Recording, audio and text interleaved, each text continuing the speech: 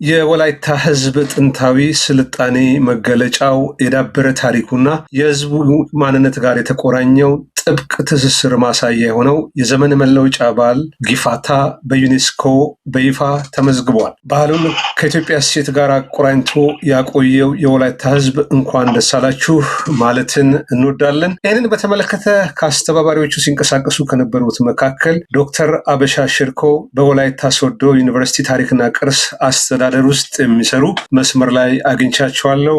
ዶክተር አበሻ ስለ ጊዜው አመሰግናለሁ። እንኳን ደስ አሎት። ነው ሂደቱን እስቲ በአጭሩ ማብራራት ከተቻለ። እጅግ አድርጌ አመሰግናለሁ እድሉን ስለሰጣችሁኝ። ቴንኪዩ ለማለት ፈልጋለሁ። ኢትዮጵያ ሀገራችን በርካታ ቱባ ባህል፣ ልምዶች፣ እውቀቶች፣ የተለያዩ በርካታ እንደዚሁም ደግሞ የሚዳሰሱና የማይዳሰሱ ቅርሶች፣ በርካታ ታሪኮች ያሉባት ሀገር መሆኑ እሙን ነው። ከነኚህ እንግዲህ ታሪኮች፣ ባህሎች፣ ቅርሶች መካከል እንደው በእምብዛምን በርካታ ቅርስ ላይ እንግዲህ እንደሚታወቀው በኢትዮጵያ ደረጃ ላይ እኛ ካለን እንደ አቅማችን ያክል ብዙ በዓለም ደረጃ ላይ በአፍሪካ ደረጃ ላይ እንዲሁ ደግሞ እንደ ሀገር ተመዝግበው ያሉ ቅርሶች ውስን ናቸው። ካለን ሀብት አቅም ካለን አቅም አንጻር ለማለት ፈልጌ ነው። ከዚህ ጋር ተያይዞ እንግዲህ ሞሮደስ ወደ ጊፋታ የወላይታ ብሔር ዘመን መለወጫ በምናነሳበት ጊዜ በርካታ ያው ሂደቶችን ውጣ ውረዶችን አሳልፈን መተናል ብለን መንገድ እንችላለን ወይም ማንሳት እንችላለን። ለምሳሌ ሂደቶችን ለማንሳት ያክል ቀድሞውኑ ቅርሱን በሚመለከት ቅርሱ የምዝገባ ሂደት ወይም በሰው የማይዳሰሱ በሰው ዘር ወካይ ቅርስነት ሆኖ ከመመዝገቡ በፊት ምን መደረግ አለበት የሚባለው መጀመሪያ ቅርሱ እንደ ቅርስ መጀመሪያ በአካባቢ ማህበረሰብ እንደዚሁ ደግሞ በክልል እንደዚሁ ደግሞ በሀገር አቀፍ ደረጃ እንደ ቅርስነት ሊመዘገብ ይገባል የሚለው ዋነኛው የቅርሱ ሊይዝ ከሚገባቸው ወይም ዓለም ቅርስ ነው ብለን ከመናገራችን በፊት ቀድሞውኑ በሀገር ደረጃ እንደ ቅርስ ሆኖ መጀመሪያ ሊመዘገብ ይገባል። ስለዚህ ይሄ በተለምዶ ኢንቨንተሪ የምንለው ማለት ነው። ስለዚህ ኢንቨንተሪ መጀመሪያ በተለያየ ጊዜ በዞን ኢንቨንተሪ በሚሰራበት ጊዜ ያው አንዱ እኔም ተሳታፊ ነበርኩኝ። ከዛ በኋላ በኢንቨንተሪ ማለት በሀገር ደረጃ ቅርሶቹ ተመዝግቦ የቅርሱ ማንነት ወይም የቅርስ መግለጫ ይሰጣል። ወይም ቅርሱ እንደ ቅርስ ሆኖ ምን አይነት ውስጡ ሂደቶችን ያካትታል የሚለውን መያዝ ስለነበረበት ወላይታ እንደ አንድ ብሔር 10 የሚሆኑ ቅርሶች አሉ። ከነዚህ ቅርሶች ከማይዳሰሱ ቅርሶች ማለት ነው ጊፋታ ግንባር ቀደም ወይም እስከ ተራ ቁጥር 3 ካሉ ቅርሶች ውስጥ ነበርና ስለዚህ እነኚህ ደግሞ በሀገር ደረጃ ላይ ግድ ኢንቨንተሪ ተሰርቶ ቅርስ ጥበቃ ባለስልጣን ደረጃ ላይ መታወቅ ስለነበረበት እና ትክክለኛ የህዝቡ ዘመን መለወጫ ነው ወይስ አይደለም የሚለውን በጥናትና ምርምር መደገፍ ስለነበረበት እኔ ራሴው በዚህ ዙሪያ ላይ ያው ጥናትና በዓለም አቀፍ ጆርናል ታዋቂ በዓለም አቀፍ ጆርናል የሚሆኑ ሌሎቹ ወላይታ ሶዶ ዩኒቨርሲቲም ሌሎቹ በኢትዮጵያ ካሉ ተቋማት ያሳተሙ መጀመሪያ ጥናት ውጤቶቹ የሚቀድሙና መረጋገጥ ስለነበረበት ያ መጀመሪያ ተሰርቷል። ከዛ ጋር ተያይዞ በተለይም እንደ ሁለተኛ የተወሰነው ምንድነው ቅርሱ ኮሚኒቲ ኮንሰንስ ይባላል። ኮሚኒቲ እኔም እንግዲህ ወደ ወላይታ ሶዶ ዩኒቨርሲቲ ከመቀላቀል በፊት ሌላ በአካባቢ ስራ ነበርና አብዛኛው ጊዜ በሚዲያ በሚናይበት ጊዜ ማህበረሰቡ ይሄ ቅርስ እንደ ህዝብ ቅርስ ተብሎ ወይም እንደ ታዋቂ ቅርስ ነው አባቶቻችን ከጥንት ጊዜ ጀምሮ ሲያልፉ አባቶቻችን በተለያየ አጋጣሚ አስጠብቆ ያቆዩት ቅርስ ነው። ከዚህ ቅርስ እንደ ሀገር ልንጠቀም የምንችለው ነው ብሎ በተለያዩ ሚዲያ ላይ በተለያዩ ጉባኤዎች እኛም ስንሳተፍ እዚሁ ወላይታ ሶዶ ዩኒቨርሲቲ አክቹአሊ ከተቀላቀልን ወዲህም በግሌ የማየው አብዛኛው ጊዜ በጉባኤ ላይ በሲምፖዚየም ላይ ጊፋታ በሚከበርበት ጊዜ በአደባባይ በዓል ላይ ለምንድን ነው ይሄ ቅርስ እንደ ሀገርቱ ቅርስ ብቻ ሳይሆን እንደ ዓለም ቅርስ የማይመዘገበው የሚለው የማህበረሰብ ጥያቄ ገፍቶ የመጣበት ነበር። ነገር ግን እኔ በግልጽ የማውቀው ላለፉት 10 ዓመታት በተለይ 15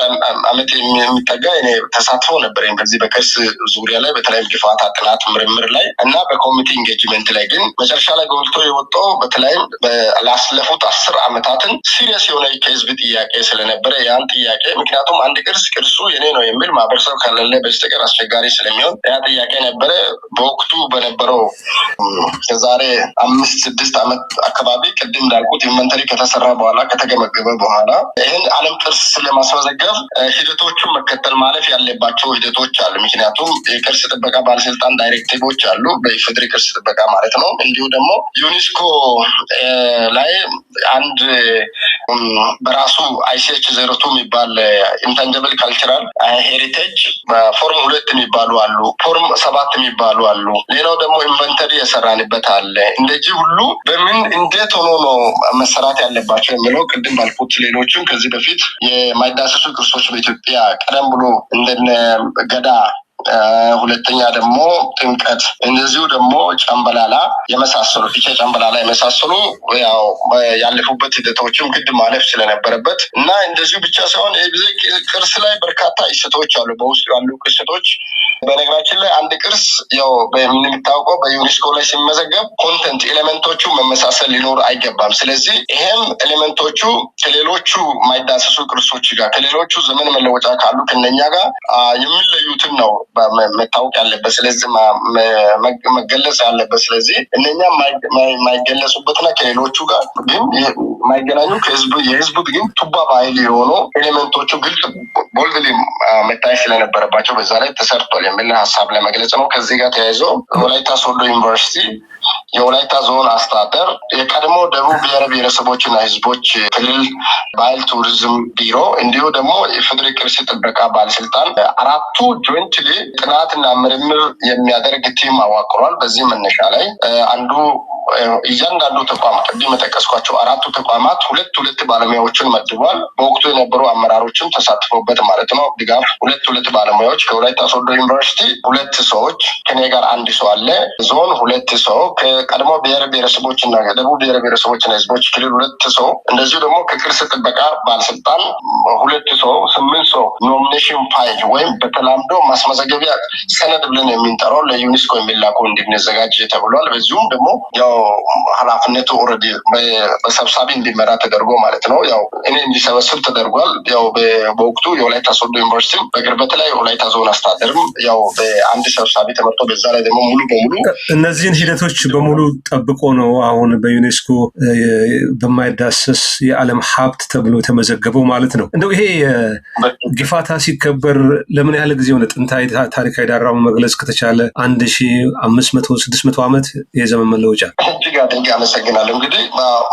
እንግዲህ አከባበርን በምናነሳበት ጊዜ በጣም ዲፋይንድ የሆነ ኤጅ ለማግኘት በጣም እንቸገራለን። ነገር ግን የህዝብን ታሪክን ነው መነሻ የምናደርገው። በታሪክም በአርኪኦሎጂም በአንትሮፖሎጂ ጥናትም በምናነሳበት ጊዜ አንድ ማህበረሰብ ምን ያክል እዛ አካባቢ ስልጣኔ ነበረው የህዝብ አሰፋፈር በምናነሳበት ጊዜ በርካታ ጊዜ ቆይቶ ሊሆን ይችላል በዚህ በኢትዮጵያ ውስጥ በነበረው በተለይ በስምጥ ሸለቆ አካባቢ። ነገር ግን አብዛኛው በዓለም ላይ ያለው ጥናቶችን መነሻ በምናደርግበት ጊዜ ስልጣኔዎቹን እኛ ቢያንስ መነሻ ጥናቶቹን በተለይ አርኪኦሎጂካል ፋይንዲንግ በጣም ወደኋላ ረዥም ጊዜ በርካታ ሺህ ዓመታትን ይሄዳሉ። ግን እኛ ይሄ ቅርስ በተለይ እንደ ቅርስ ሆኖ በማህበረሰብ ዘንድ እንደ አንድ ኮሚቴ የሚከበረው ምን ያክል ጊዜ ይሆናል የሚለው ሃይፖቴሲስ በምንሰራበት ጊዜ ፓራሌል ቱ ሌሎቹ ዓለም ውስጥ ያሉ ስልጣኔዎችንም ለመውሰድ በኢትዮጵያ ውስጥ ያሉ አቻ ስልጣኔዎችን ወይም የአቻ የህዝብ ባህል አከባበር ስርዓትን በምናነሳበት ጊዜ ቢያንስ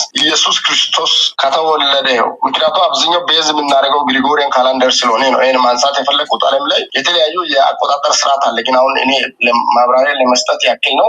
ቢያንስ ኢየሱስ ክርስቶስ ከተወለደበት ጊዜ ጀምሮ ይሄ ባህል በማህበረሰብ ውስጥ ላይ ሲከበር የቆየ ባህል መሆኑን መነሻ ማድረግ ይቻላል። በጣም ጥሩ። የመጨረሻ ጥያቄ ላድርገው። እንግዲህ ይሄ ጊፋታ የወላይታ አዲስ የዘመን መለወጫ እንደመሆኑ መጠን ከዚህ ዘመን መለወጫ ጋር ተያይዞ እንደው የተስፋ ንግግሮች አሉ። የአሮጌው ዓመት አልፎ በአዲሱ ዓመት አንዳንድ ሪዞሉሽኖች አሉ። ምናልባት ከዚህ ጋር በተያያዘ ካገኘሁት ለወላይታ ማህበረሰብም ለአጠቃላይ ኢትዮጵያኖች ከዘመኑ መለወጫ ጋር የሚያስተላልፉት መልዕክት ካለ? አድርጌ አመሰግናለሁ። እንግዲህ ኤሌመንቶች በርካታ በእርግጥ ኤሌመንቶች አሉ ከዛ ጋር የሚነሱ አንድ ኤሌመንት እንግዲህ ጊፋታ በዓለም ቅርስነት ከኢትዮጵያ አልፎ የዓለም ቅርስ ሆኖ ሲመዘገብ በአጠቃላይ በሀገር መንግስት ግንባታ ላይ፣ በብሔር መንግስት ግንባታ ላይ፣ በአጠቃላይ ለሀገሪቱ እንደ ኢትዮጵያ እንዲሁም ደግሞ በአፍሪካም በዓለምም ይሄ ቅርስ ቢመዘገብ ዋጋ አለ ተብሎ ነው በዓለም ህዝብ ላይ ሪኮግናይዝ የሚደረገው እና አንደኛው እሴት ተብሎ ከሚጠቀሱ ብዙ እሴቶች አሉ። በተለይም ህዝብን ጋራ እሴት ይጠቅመናል ተብሎ ፊክም ለማድረግ ለምሳሌ ግጭትን ከማስቆም አንጻር፣ የብሔረ ብሔራዊ አንድነትን ከማጠናከር አንጻር፣ ህዝብና መንግስት መካከል ያለው ግንኙነቶችን ከማጠናከር አንጻር፣ እንደዚሁ ደግሞ በህዝቦች መካከል ያለው አንድነትና ፍቅር መተሳሰብ የቆየ ታሪክን ከማዳበር አንጻር፣ እንደዚሁ ደግሞ በርካታ ፋይዳዎች በተለይም በሰዎች ያለው መከባበር፣ መተሳሰብ፣ መረዳዳትን አቅምን ከማድረግ አንጻር ግፋታ በጣም ከፍተኛ ሚና ያለውና ሁሉም ዓለም በዚህ ህዝብ የሚሆን በራሱ በማህበረሰቡ ላይ ተማበረሰቡ ውስጥ ላይ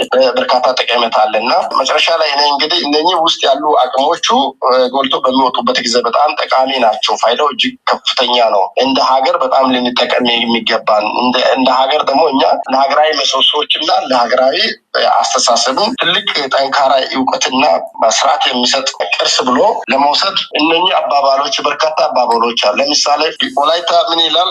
ግፋታ ሲደርስ ግፋታ ከነው ከግፋታ ከፈው ከግፋታ ይላል። ይሄ ማለት በወላይተኛ ግፋታ ለሁሉም ለሰው ዘርም ይሁን ለእንስሳ ሰላማዊ በዓል ነው፣ የሰላም ተምሳሌት ነው፣ የአንድነትና የፍቅር ተምሳሌት ነው የሚለውን አውድ የሚይዝ ንግግር ነው ብሎ መውሰድ ይቻላል። እንደዚሁ ደግሞ ሌሎችም ግፋታ በሚደርስበት ጊዜ ግፋታ ዱር ያስከ ግፋታ ማንቋ ያስከ ግፋታ የሚሉ አባባሎች አሉ። ለምሳሌ ይሄ ማለት ግፋታ ደሃም ይሁን ለሀብታም ኢኳሊ የመጣ በዓል ነው።